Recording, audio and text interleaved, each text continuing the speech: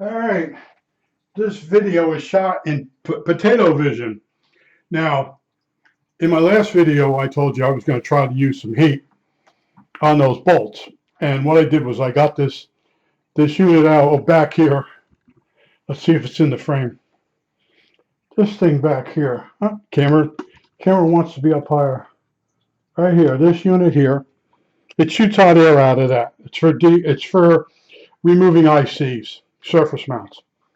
And I put that on the bolt and heat it up for, I count to 10, try the screwdriver, count to 10, try the screwdriver, count to 10, came loose. All three came loose without being destroyed. And that's these things here, the shock absorbers. Now, if you get one of these connectors, now notice this has been whacked, but the connector for the power for this radio has an interesting interlock. Besides, you have to put it on a certain way. There's a button right here. This goes in. Wait, let me make sure it's on the frame. This goes in.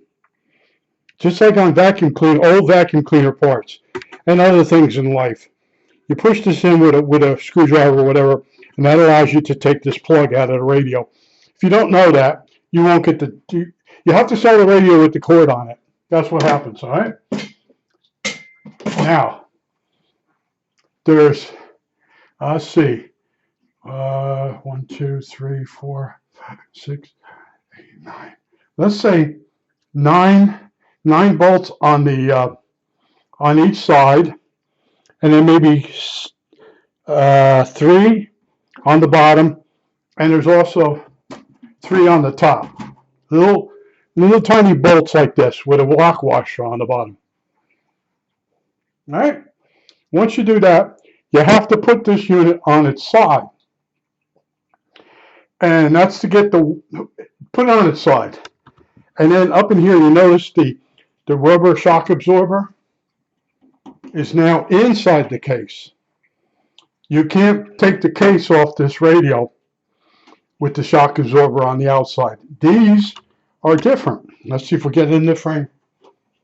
There's a cutout there. Yeah, you see the cutout? That's the trick. Now, remember I mentioned the knobs on the front of the radio? Pull knobs. Let's see if we can get them in the frame. There's actual knobs on the front of the radio. Let me get the potato camera in the view here. All right, this knob right here, let me make sure it's focused.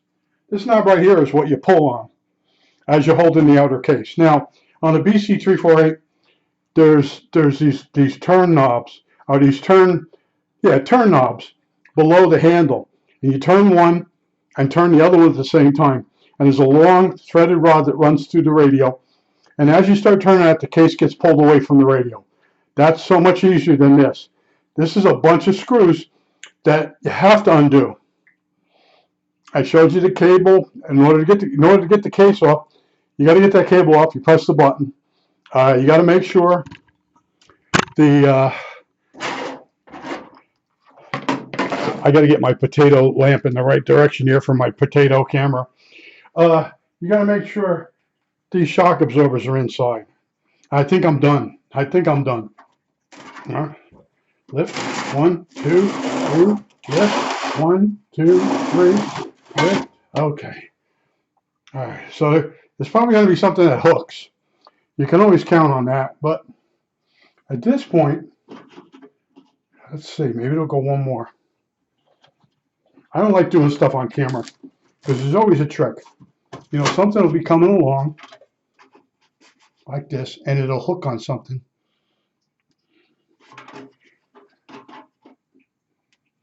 Well, anyway, you can count on this stuff.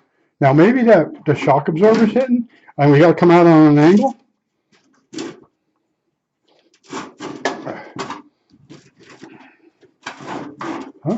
It almost seems like it's there.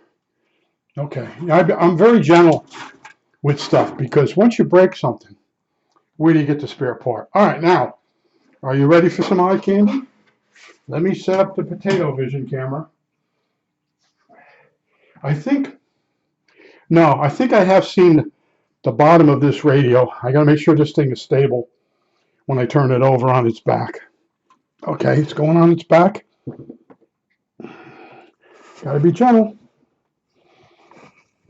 Okay, now what we need is go full out on the tripod.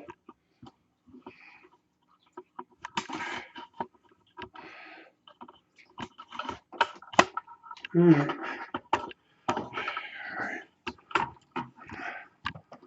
So inside there, it's really nice looking. Maybe I'll turn it sideways. And here's the capacitors that might have to be changed. These are the I said micro something. It's not. It's mica mold. I got it. And stuff. All these new names I had. And these are the 4 sections. You know, the RF, first RF, second RF, oscillator, mixer. Sometimes they're in a different order, but they're very similar to a BC348. But you probably notice right now, if you got a BC348, that the quality of this radio is much higher than a BC348. And I'm looking down at the bottom of these things, these cans, and they might be capacitors. And they're going to be expensive, but they also could be coils, because they seem to have a ceramic bottom. I've never seen that on a capacitor. So I'm just looking at some of this, eye candy. When you take something apart, this radio has never been taken apart before. And it's got over here, let me make sure I'm in the frame. These are ceramic wafer switches. That's a higher quality. And a lot of this is because this has to be on a ship and there's salt water involved. So they make some of the parts on the radio a little bit more impervious to the elements, even though it's inside. Now, I believe this is probably the BFO. I don't know if you see that turning here. Let me look real quick. Can I find my flashlight fast? Yep, found my flashlight. All right, let me read and see if that's the BFO. Antenna tune? Wow, what a nice. This is the antenna tune box right here. That's nice. Oh, that's nice. That's not the BFO. Okay. How about that? Oh, the BFO is all the way over here. BFO? No, antenna tunes over here. What I read? Oh, it says beat note. Okay.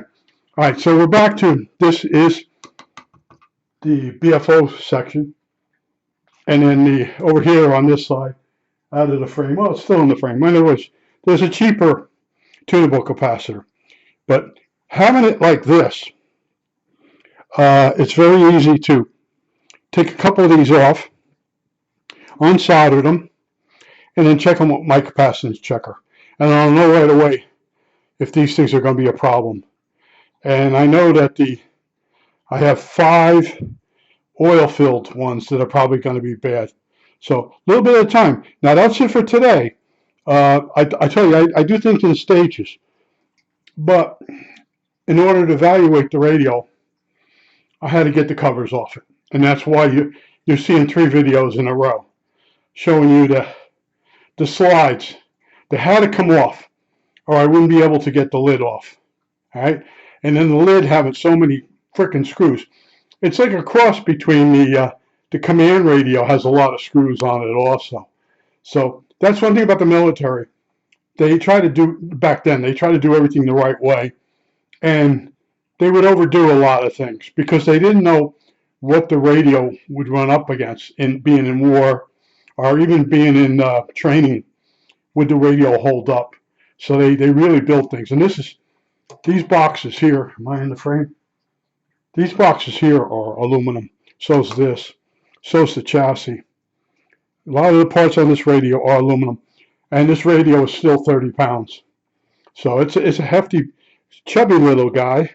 And I don't see any place where I could hang a transformer in here. You know, I could make some type of thing and hide it, but putting that in there, that might be a big mistake. So, but I do have the cable that goes from the radio over to a power supply. But like I told you, this radio is just to keep me busy. And like I also said, what I wanted to do was get to where I actually had it open. Hopefully this thing's still in focus. That's good enough. You know, for potato vision. Yeah, guy I mentioned in the last video, he's got a really good video camera. And this one can go to 4K. It can do 4K.